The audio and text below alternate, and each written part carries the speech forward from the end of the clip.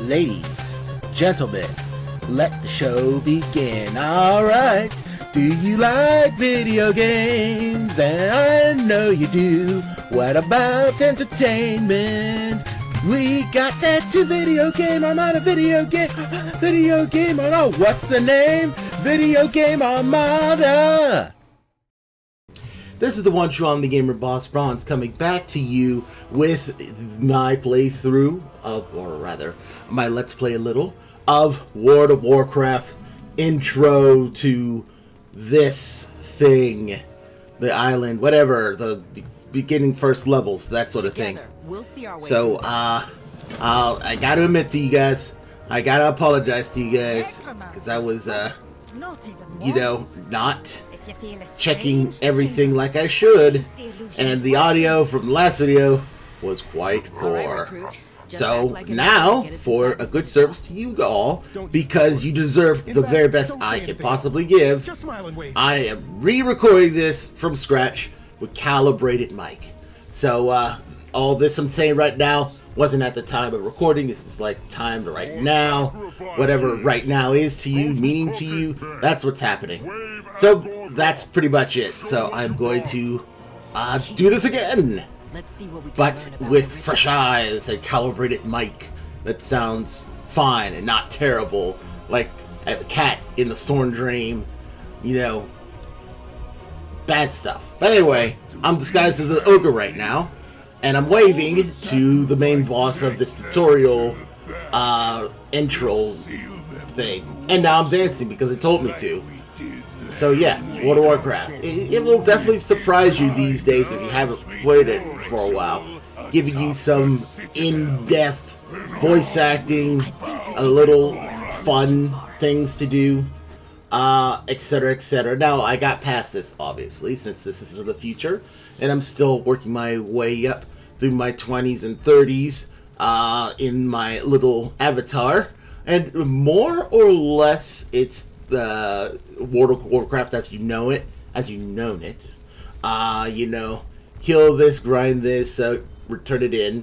Sometimes it's like, find these, make this, but that's the, you know, the bread and butter of the Warcraft. But at least it's different than what you remember from Northshire, and then Westfall, the Delphius band, even the newer iteration of it. So I give it credit for that all the same. So now, back to this, we got to the final member of the Lost Expeditionary Fleet.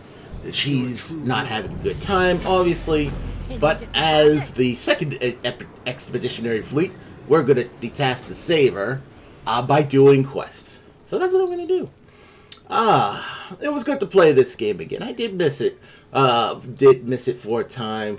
You know, and it's not like I seen anything. Well, that's a lie. I was bored one day, so I said, hey, let's turn on the Blizzard thing, because they're having a BlizzCon remotely, because that's what Blizzard does right around this time. And I saw all their new offers, and I said, man, I remember when I used to play some of these games. Why haven't I played some of these games in a while? So that's one of the things that pushed me to, you know, play World of Warcraft, and, you know, record this, ironically enough. So that's why this is truly to be that, and my many malfunctions as of late. But the one thing that's not malfunctioning is this on my brand new awesome PC, and I love it. And I'm pretty sure you guys love it too, because you're watching it, and amazing. Although, again, mileage may vary. You know, I don't know whoever in the Armada Elite who says, oh, hey, it's an MMO. I hate MMOs. Why am I watching this? And I'm just saying, just give it a chance. This is just a let's play a little. Just it's not a permanent fixture, because I know some people may not like MMOs, and you know, they are pretty similar, if not the same game type as you'll ever see it. I know there are a few people that may like MMOs, and that's fantastic. And I'll tell you a secret, if I get enough people say, hey, bring me some more MMOs, I may do some more MMOs in the future. Why the heck not? I mean, I got the equipment for it now. so I might as well use it. But that's only if it is requested by tens and dozens of people. I'm easy when it comes to games, so you know, if I get enough people telling me play more MMOs, guess what I'm gonna do? I'm gonna be doing it. But right now, one of the missions is defeat the lieutenants of main ogre boss guy, and that's what I'm doing. And although these giant ogres are pretty giant, they, you know, they're kind of weak sauce. I could just knock them down with my holy might, and that's what I've been doing. So now, in addition to that, I was also tasked to sabotage their oh so hilarious siege weaponry, because catapulting thing is fine until you say, oh, I have a bomb. So that's what I'm going to do. I'm going to blow this thing up. And that's why technology is amazing. You can blow up anything, including the haphazardly stupid. Now these guys were looking at me funny, so I'm going to mess them up. Oh, and I got a friend, so I got to join in so we can take it to him. And we're defeating the evil chef ogre. Yeah, you can tell he's the chef ogre because of the hat he's wearing. That's a chef's hat. You know who's not a chef? Freaking Gordon Ramsay. Don't let anyone tell you different. That guy is a mess. I don't know. People say, oh, he's not that mean in real life. That's just an act. I don't care. That guy needs to be ashamed of themselves. And he's a coward. He won't fight Bobby Flay. He needs to fight Bobby Flay. Bobby Flay is a much better chef than Gordon Ramsay. And he knows it. That's why he won't take the gauntlet and then go into a culinary battle with Bobby Flay. I know it's a very odd turn we took, but you know, that's how my mind works. And hey, content, free content. Sorry about that. I don't know if there was anyone out there who would say, hey, you know what? That's right. I've been watching Gordon Ramsay's stupid show who tortures people for years. How come he's never go up against anyone who's actually a chef like Iron Chef, the greatest culinary battle zone of our era? And I can tell you, I can tell you that for free because he's a coward. Okay, and I will tell that to anyone who asks, including Gordon Ramsay himself. And I have nothing against him personally, except how he personally treats people. But that's enough about that. I'm getting off track over here. All right, skipped ahead. We're fighting the last minion guy of the big bad. He's a warlock, he thinks, until I stunned his brains out, and he's now just a dummy I just beat up because he's lame like that. Oh, goodness. Alright, so I think I cleared off the rest of the tasks. I think I skipped this because the rest of the grindy tasks, because I thought at the time it was too grindy. And then I want to highlight it. The ogre treasures at this point, where it shows like ogres are stupid because they don't have any valuable things. They just have stones and weird dolls. So that's the part of the video which I wanted to highlight about, and I did. So there you go. Ah, goodness. But anyway, now that we had that all said and done, wanted to turn that in and move on with the rest of the video, which is what I'm working towards right now. Somewhat slowly, but I ain't complaining. Anywho, after we turned this in to get our rewards and the like, then this is the part of the tutorial island where it really impressed me, because again, they made a lot of quality of life changes that I approve of, that makes World of Warcraft, at least at the very beginning, easier to do. They gave you sweet looking equipment. They're strong. They gave you sort of a bottled in experience of the game in total, between like doing quests, meeting characters, helping them out, and this final part here is like the ending. Whenever you have like a serious like chain of quests, sooner or later it gets you to a dungeon. Now this is the meat, the super meat. This is, if World of Warcraft was a plate of food, then the dungeons and raids are like the steak or the quality burger. I mean, everything else is delicious. You got to get your greens in. You got to get your starches. You know, get your, you know, fancy tart fruits, sure. You know, if it's on the plate. Your soups, delicious soups. But when you want, if you're going to play World of Warcraft, you're going to want to, sooner or later, go dungeon diving. And they're a lot of fun. But there's regimented rules and stuff, like everything else in life. So, you know, depending on your class, a lot of classes have some form of flexibility, while others it says, you a warrior, you may want to play a tank. Or if you're a paladin, you may want to play a tank. You don't have to play a tank, but you may want to play a tank, because it's one of the classes that you can do that. And tanks protect people. Let's move. And this is like MMO for dummies now. If you're like a wizard or some hunter and you like doing the damage, guess what? You're in a perfect class. And of course, you got your basic like healers such as your priest and even paladins, surprisingly enough, who keep people alive when they take too much damage. So that's pretty much the basic three, the trinity of the MMOs. Now, this is a practice dungeon, which means we got two NPC helpers, not only doing as a tank, but the healing. So all we gotta worry about, me and whoever guy here, is doing the damage, which is always a great time. I like doing damage. It's like no brains. You just pump enemies full of damage until they fall down. But the thing about that is, a lot of people like that role because it's so easy, you don't have to think about it. When it comes to like healing or tanking, that requires a little bit more skill and effort into it. So you don't get a lot of takers for that.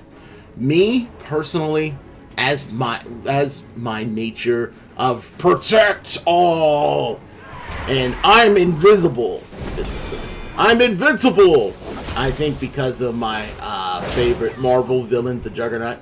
I'm unstoppable. I always lean towards the tank. I mean, like I said, I like DPS, but you know, I don't mind teching. Sometimes I do take a DPS role just to officially protect people from getting killed.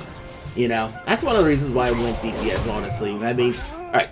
I mean, this is not World of Warcraft I'm talking about right now. The Dragon Age Origins I'm about to talk about right now. And this is my first realization that maybe DPS may be the way. But while I'm talking, you guys enjoy watch me and random other person with Pat Bear beat up this guy, this sub-boss. But anyway, you know, playing Dragon Age Origins, which I really got to get back at defeating freaking Inquisition, since the new Dragon Age is going to come out sooner or later. I was playing that, I was doing my due, enjoying my time, checking out all the, you know, story characters, you know, elf, dwarf, human, and their, you know, various backgrounds. And I decided to, you know, after a while, I just decided to just pick, like, whoever, and of course, obviously go, warrior. And, you know, because who's gonna stop me? I'm a big warrior, big strong warrior with armor and shields and weapons. I'll knock everything down. Until you get to a certain point, I forget where. I think it was some underground dungeon. I was fighting this necro boss or something. Something that had a lot of power, like to shoot me from afar. And you know what? As much as I love being, you know, invincible and strong, sometimes when someone is able to summon damage to destroy you, you can't really defend against that. Not only for yourself, but your team, and you die rather quickly. And I said, why is this not working? It's always worked in the past. Why? And I had to think long and think hard about that. And I said, if I don't have the ability to keep myself safe, I can't keep others safe. I need a way to, you know, prevent people from dying, including myself. Oh, and here we are, final boss time. But first, stupid zombie minions, who are lame, and we brought them down without an issue. And now, you're going down ugly. I'm gonna hit your kneecaps. Anyway, so that's why I decided to go mage. And the mage story was pretty good, more or less. You know, being a mage in Dragon Age times is sort of like being a leopard that can warp reality. No one wants to be around you, and they're always scared of you because you can warp reality. And people, it's about you, Age. No, The tests, the true tests never end. And you know, if you can all remember where that came from, I'll give you all 1,000 points. Here's a hint: it came from Dragon Age. Oh wait, guess what? The final boss wasn't the final boss.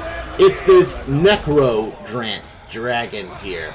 So you know what you have to do, right? You gotta bring down the Necro Dragon. And and again, kudos for Blizzard for making this as epic as possible for like a tutorial stage. Most of this time, you don't even get anything close to this back in the olden, like, World of Warcraft days until, I don't know, you're level 50 or something? Goodness. But anyway, but, you know, besides the mage story, you know, just being a mage story, I find that having the ability to cast enchantments, throw fireballs, and even do some healing was fantastic. And after I fine-tuned the Spirit Caller character at the time, I forget her name, I think it's Wynn or something, to definitely help with the healing. The game went super buttery smooth, no problems. Took out that Arch Demon, I forget what they call them. And like, it's dragons that get infected by Darkspawn juice in that game. I can't remember. But basically, I beat the game, and it was all due to the power of being a DPS with slight healing mechanics. So now, as an older, wiser gamer, I try to find a common balance whenever I play my games. I love tanking. Tanking is fun for me. I'm no lie. You know, even though I said it's work, and even though I said, you know, I enjoy DPS because it's brainless. But if you're a good DPS, I mean a really good DPS, you can protect everyone. And I love that part too. Not in World of Warcraft. They're too, you know, what's the word? Close to type and all that. But, you know, that's not World of Warcraft's fault. That's not World of Warcraft's fault. They know what they are. And, you know, they're not going to change that for anybody. So, there you go. But, excuse me. But for, like, games for moving, that's what I tend to want to do. What characters, what class can I choose that I can take that will do the best for myself and for players that may be playing with me? Because I want to be that guy. I'm a very supportive player, buddy, ally. And, you know, everyone can do their own thing. But as long as I'm doing my thing, I'm going to keep myself and others alive to the best of my ability. Oh, and we completed the tutorial island, saw the cool airship. And now you're going to see the cutscene where you finally get to the home city of the humans and the Alliance, more or less. Take it away, narrator. City, capital of the noble Alliance. Though they hail from many different lands, the races of the Alliance convene in Stormwind on matters of trade and diplomacy.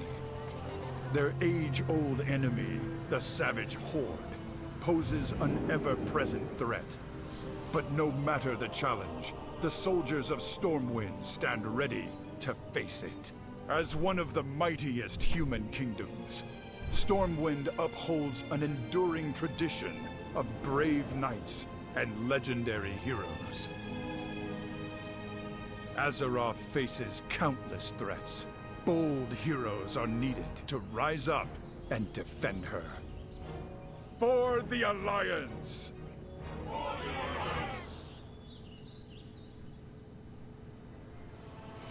So yeah, that's new too. That wasn't in the old game either. So yeah, that's pretty much it for that segment. Now there's one more thing I want to show you. It's the last part of this video, a little boring, I'll admit, but it's sort of like try to whet your appetite for the game whole, if you wanted to play it on your own. This is sort of like a, hey, World of Warcraft's been around forever. You haven't tried it yet? Well, here's something that may whet your appetite. So that's one of the reasons why I'm doing this. Just because this was a game I love to play, not only in the past, but currently now, more or less. But this is where the video ends. So until next time, this is the one true on the gamer Boss Bronze telling you to stay tuned for the final part of this Let's Play a little. But until then, though, take care.